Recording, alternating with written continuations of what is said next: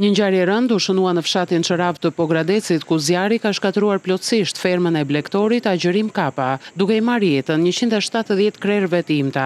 Kryetari i Bashkisë Pogradeci Ilir Xhakolli ka vizituar familjen e dëmtuar dhe i siguroi se pas një bisede me Ministrinë e Bujqësisë është gjetur mundësia për të përballuar dëmin e shkaktuar.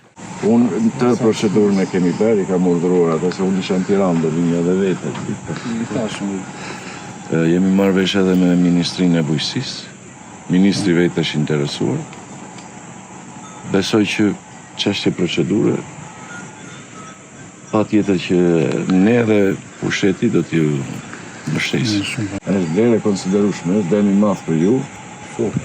Besoj që shumë shpejt do merremi dhe shpejt. Njoftojmë. Në ato procedura tonë i bën.